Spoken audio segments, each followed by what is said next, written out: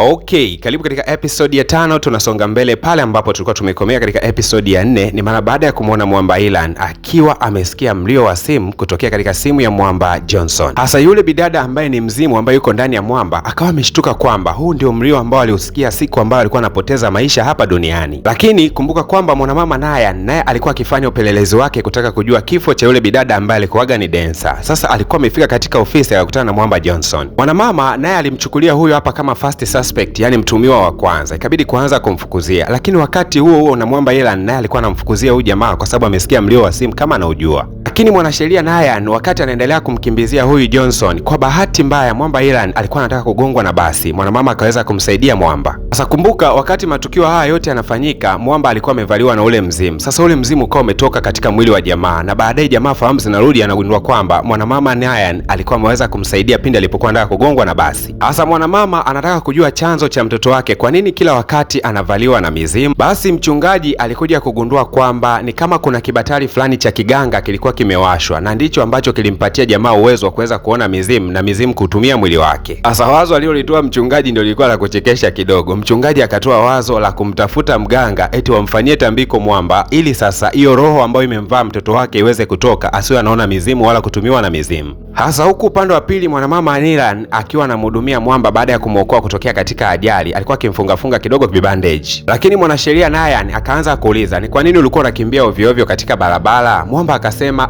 nilikuwa nimepoteza tu uelekeo, lakini mimi nilikuwa nakimbia hata sielewi nilikuwa nakimbia nini. Kwa hiyo alikuwa amemficha mwanasheria kwamba alikuwa anamfukuzia yule Mwamba Johnson kwa kumuhisi kwamba huenda anahusika na tukio la mauaji. Basi walipoweza kutoka hapo tu bana, ule mzimu ambao unafahamika kama Sua ukawa unamtania Mwamba kwa kusema kwamba alafu wewe utakuwa unampenda yule mwanasheria, nimekuona tu macho yako. Na bidada Sua akawa anasema kwamba naomba unisamehe kwa sababu pia nimeweza kusababishia ajali. Akamwambia jamaa kabisa kwamba ile simu namna ilivyokuwa ikiita ndio mlio ule siku ambapo nimeweza kupoteza maisha na wasiwasi na huyu Johnson. Sasa mwanasheria naye siku ya leo akaamua kurudi tena katika lile jumba ambalo linahusika na masuala ya kudance, na lengo lake ni moja, aingie katika chumba cha CCTV camera aweze kujua ukweli halisi, nini ambacho kilitokea siku ya tukio. Basi wakati anatembea hapa ndani ya ofisi, kwanza kabisa akatembelea ofisi ya Mwamba Johnson, na alipoweza kufika akaanza kusoma taarifa za jamaa. Alikuja kugundua kwamba huyu Mwamba ana mtindo wa kukopi miziki ya watu wengine. Lakini huku upande wa pili, Mwamba Ilan alikuwa akiangalia pia footage za kile kituo kinachohusika na masuala ya kudance. Akaja kugundua kwamba ni kama mwanasheria naye alikuwa anamfuatilia Johnson. Kwa hiyo akawa amepata mashaka kwamba huenda sio wao peke yao ambao wanamfuatilia Johnson, huenda pia na mwanamama naye anamfuatilia Johnson kwenye issue, labda ni hiyo. Lakini bidada Sua kumbuka kwamba anampenda sana Mwamba Johnson. Akawa anasema kwamba sidhani kama yule jamaa atakuwa amehusika katika mauaji kwa sababu ni kaka mmoja handsome, hana roho mbaya kiasi hicho. Sema tu tatizo la mlio wa simu yake unafanana sana na msimu ambayo ilisikika kwa mauaji. Sasa Mwamba Ilan kwa sababu ana mafunzo mengi sana ya kompyuta akawa ametraki simu ya bidada, na alikuja kugundua kwamba simu ya yule mzimu inaonekana pia ikiwa inasoma katika nyumba ya Mwamba Johnson. Hasa leo mwanasheria mkuu ambaye anafahamika kama Director Jeng, kumbuka kwamba ndio kiongozi pia wa bidada Nayan, alikuwa anamhoji mtumiwa mmoja hivi, anamwambia unajua maana ya uaminifu ama uzalendo? Lakini Mwamba akawa anazungumza mambo mengine kabisa, akasema nimeshuhudia kitu cha ajabu sana. Mtu ambaye anaweza akawa peke yake na akapiga watu zaidi ya 100 ni mtu ambaye anafahamika kama Ilan. Alituvamia katika kituo chetu cha kazi na akatupiga wote kama 100 mpaka sasa hivi mimi siamini. Hasa Mwamba Director Jeng baada ya kuyasikia hayo alishangaa sana. Yaani mtu mmoja alipiga watu kama 100, inawezekanaje? Akaamua kufanya utafiti kwanza. Na ukumbuke hawa wauni ndio wale watu ambao walikuwa wameibaga hadi disk ile ambayo Mwamba alikwenda kuifuata kule. Hasa Mwamba Ilan akiwa hajui kabisa kwamba sasa hivi anaanza kupelelezwa, basi yeye akiwa ameambatana na shemeji yake anayefahamika kama Bonsok, wakawa wameelekea katika nyumba ya Mwamba Johnson. Kumbuka kwamba simu ya bidada ambaye ni Sua inaita katika maeneo haya. Ikabidi sasa kumtuma bidada ambaye yeye ni mzimu moja kwa moja. Alipoweza kuingia ndani alikaa muda mrefu sana bila hata kurudisha majibu nini ambacho kinaendelea kule ndani. Wakawa wamepata wasiwasi, bidada nini ambacho kitakuwa kimempata huko ndani. Lakini Mwamba Ilan akaona kwamba aingie ndani huko yeye mwenyewe, lakini shemeji mtu alikuwa na wasiwasi sana. Akasema nakupatia mashine ya shoti, hii itakusaidia kwenda kufanya kila matukio yako vizuri, na kama mtu yeyote atajitokeza kukuzuru basi utakwenda kuitumia hii hapa kuweza kumzuru yeye. Hasa ile Mwamba Ilan anaingia tu ndani, anakuja kugundua kwamba bidada Sua alikuwa katika dimbwi kubwa sana la mawazo. Kumbe alipokuwa ameingia ndani aliweza kumshuhudia Johnson akiwa anaimba wimbo ambao alikuwa anaupendaga zamani, na huu wimbo kwa bahati mbaya sana ni wimbo ambao bidada yeye mwenyewe alikuwa ameutunga, na aliimba kwa sababu moja tu, kuhakikisha kwamba anajitia moyo katika harakati zake za kupambana na umaskini kuingia katika utajiri. Kwa hiyo Mwamba Johnson aliwahi kumwona bidada akiwa anafanya mazoezi huku anauimba wimbo huu, akapendaga sana idea ya hiyo nyimbo, na ukumbuke kwamba John Sok anaonekana ni mtu ambaye anapenda sana kuiba nyimbo za wenzake. Na katika dakika za kuhesabu tu mwamba John Sok akawa amempigia mtu fulani hivi. Inaonekana huyu mtu ambaye amepigiwa simu ni kama anajua siri ya mwamba John Sok kwamba huwa ana mtindo wa kuiba nyimbo za watu wengine. Kwa hiyo John Sok alikuwa akifoka sana. Najua kwamba unajua kwamba anatumia nyimbo za watu wengine, lakini kaza. Hasa bidada Sua ambaye ndio mzimu akawa anakumbuka kwamba kabla yeye kuweza kufa, watu pekee ambao walikuwa wanajua siri ya mwamba Johnson kwamba anatumia nyimbo za watu wengine alikuwa ni bidada mmoja anayefahamika kama Emma.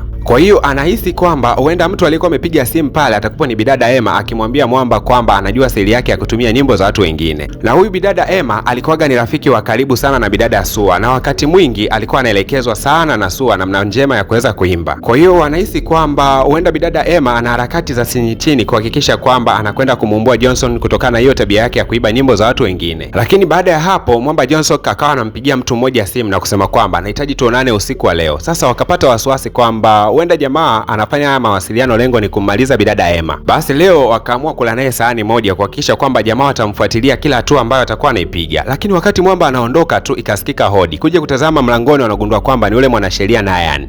Mwanasheria anasema kwamba amekuja hapa ili kuja kupata taarifa za yule mtu ambaye alikuwa amefanya vurugu siku ya jana, yani anamaanisha Ilan. Kwa hiyo anatamani kufahamu undani wake ulikuwa vipi mpaka yule mtu akawa anafanya vurugu. Lakini unatakiwa kukumbuka kwamba mwanamama Nayan yuko kumchunguza huyu Johnson kwa sababu ameanza kuhisi kwamba jamaa huenda anahusika na tukio la mauaji. Lakini Johnson akasema hakuna anachokijua kuhusiana na yule mshikaji wa siku ya jana, ila alishangaa tu jamaa alikuwa analitaja jina la mtu ambaye ni marehemu ambaye alifariki siku za miaka michache iliyoweza kupita. Sasa mwamba Ilan akiwa anajua kwamba kila mtu ameweza kuondoka, kumbe mwanamama Nayan alikuwa mitaa hiyo hiyo akaweza kumfumania jamaa. Hasa mwanasheria Nayan ikabidi kwanza kumuuliza jamaa na kusema kwamba mbona ni kama wewe unamfuatilia sana huyu Johnson. Ikabidi jamaa kueleza tu ukweli wake kwamba anahisi huyu jamaa anahusika na tukio la mauaji. Na tena mauaji yenyewe ina bidada mmoja anayefahamika kama Sua, alikuwaga ni dancer, lakini huyu dada aliwahi kutungaga wimbo mzuri sana. Kwa hiyo inaonekana Johnson alimuua ili aweze kutumia wimbo wake. Lakini mwanasheria Nayan akawa anauliza, "Wewe umewezaje kuyajua haya mambo yote?" Jamaa akawa anashindwa kuongea kwamba mimi ndani yangu nina mzimu. Lakini alichokisema akaazima gari ya mwanasheria Nayan na kusema kwamba ninahisi jamaa atakwenda kumuua bidada Emma. Naomba niwahi haraka sana eneo la tukio. Basi mwanamama akamwazima jamaa gari na moja kwa moja mwamba akawa anakimbia katika eneo la tukio. Mwamba kweli alifanikiwa kumkuta bidada, akasema kuna mauaji yanaweza yakafanyika tena atakuwa anakuhusu wewe. Kwa unatakiwa kutumia hii mashine ya shoti. Mtu yote akikusogelea piga naye. Sasa mwamba ametenda wema anaondoka zake. Kwa bahati mbaya akashangaa ile mashine ya shoti imetumika tena kumpiga yeye mwenyewe. Kumbe bana bidada Emma alikuwa ni msaliti. Na tena akawa anaongea na mwamba Johnson na kusema kwamba nilikuwa nimeshtuka kwamba kuna mtu ambaye ameshajua ukweli wetu. Nimempiga na shoti amezimia pale chini. Lakini dakika hizo hizo wakashangaa mwamba ameweza kunyenyuka. Na sio kawaida kabisa mtu kupigwa na shoti kisha akanyenyuka. Kumbe jamaa ndani yake ana mzimu na akawa ameitoa ile simu ambayo ni simu ya bidada ambaye alifariki miaka iliyoweza kupita. Hasa kwa nini bidada Emma anahusishwa sasa pia na mauaji ya bidada? Ikweli ni kwamba ilikuwa hivi. Kuna mashindano yaliwahi kufanyika kipindi cha zamani kidogo, na katika hayo mashindano walikuwa wanahitajika watu 7 tu. Bidada Sua ambaye kwa sasa hivi ni marehemu alishikaga nafasi ya kwanza, lakini bidada Emma alishikaga nafasi ya 8. Kwa hiyo bidada Emma ni kama alikuwa nje ya mfumo, yani alikuwa ametolewa. Kwa hiyo baada ya kifo cha bidada Sua, basi Emma ndo akawa amepata nafasi ya kuingia katika yale mashindano na yeye akahesabiwa kama mshindi kwa sababu miongoni mwa wale watu 8 waliobakia, kwa hiyo yeye akaonekana pia ni mtu wa 7. Kwa hiyo mwamba alikuwa anafahamu kila kitu. Hata wakati anamkabidhi bidada ile mashine ya shoti, alikuwa anajua kabisa anamkabidhi mashine ya shoti ambayo haitafanya kazi vizuri. Kwa hiyo bidada akijua kwamba amemzimisha jamaa, kumbe hata alikuwa hajamzimisha jamaa. Mwamba alikuwa anafahamu kila kitu kwamba Emma pia anahusika na hili tukio. Hasa mwamba Johnson alipoweza kupata upenyo akaanza kukimbia ovyo ovyo tu. Wakati huo shemeji mtu ambaye ni Bonsok naye alikuwa anapita mitaa hiyo hiyo, akaweza kumsimamisha jamaa afu akasema mimi ni afande. Na akaigiza kabisa kwa kusema kwamba una haki ya kukaa kimya mpaka mahojiano yatakapokuwa yamefanyika. Hebu tulia hapo kwa. Hasa mwamba Ilan akataka kumchukua bidada Emma na moja kwa moja ampeleke kituo cha polisi ili akafanyiwe mahojiano. Lakini bidada akawa amezuia akasema kwamba nataka nimsikie mimi mwenyewe rafiki yangu kwa nini aliweza kunisaliti. Na bidada Emma akaanza kusema kwamba mimi hata siku moja sijawahi kumchukulia Sua kama rafiki yangu. Yeye tu ndo alikuwa anajipendekeza kujiona kwamba yeye ndio rafiki yangu. Bidada Emma akasema nisingeweza kuwa na rafiki ambaye ni masikini. Mimi nilikuwa tajiri. Kwa hiyo siwezi kuwa na rafiki ambaye alikuwa anahangaika kila wakati kufanya vikazi vidogo vidogo. Alikuwa hana hazi ya kuwa rafiki yangu. Alafu bidada Emma akasema hata urafiki wangu mimi na yeye niliuanzisha kwa sababu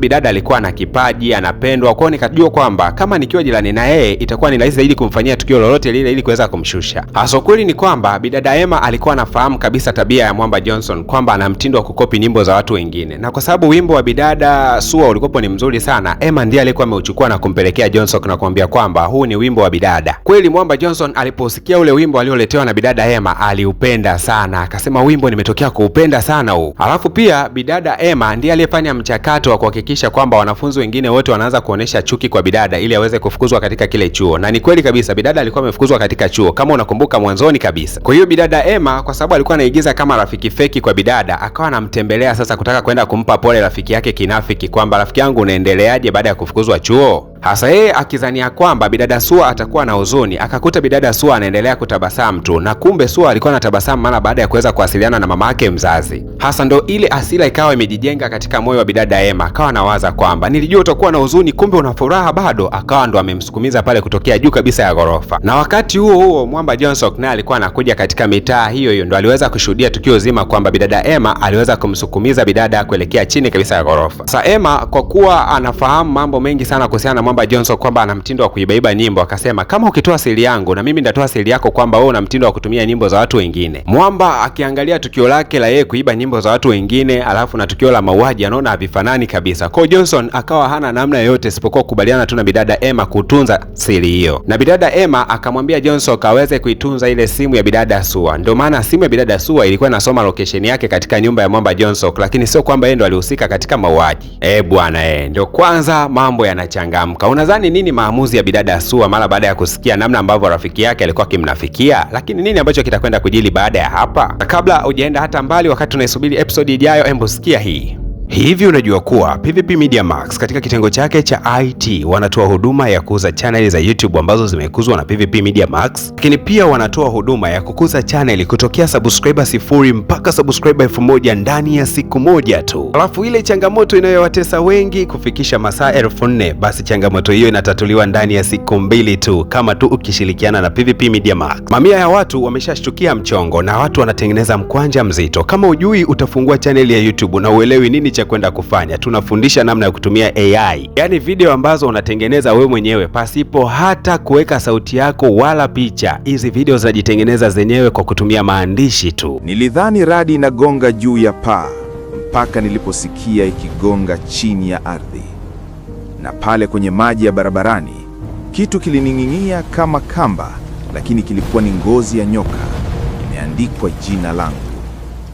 Kuanzia siku hiyo pesa zilianza kutoka sehemu ambayo haiwezi kutoka pesa, kaburini tu. Mbona hii ni zaidi ya ofa? Yaani unajifungulia akaunti ya YouTube, baada ya hapo inakuzwa mpaka kufikia vigezo ndani ya siku moja, kisha baada ya siku 2 inatimiza masaa, siku ya 3 unafundishwa namna ya kutengeneza content. Alafu kilaini tu ukiwa nyumbani unatengeneza mkwanja mzito. Bwana upewe nini? PVP Media Max ni zaidi ya burudani na ni zaidi ya ajira. WhatsApp katika namba yetu ya simu ni 0622113984. Huduma zetu ni gharama nafuu kabisa. Kwa shilingi 100,000 tu unatengenezwa channel na kuziwa. Kumbuka, ofa hii itakapoisha gharama itakuwa kubwa zaidi. Wahi sasa, ipatia huduma yako, tengeneza ajira yako binafsi.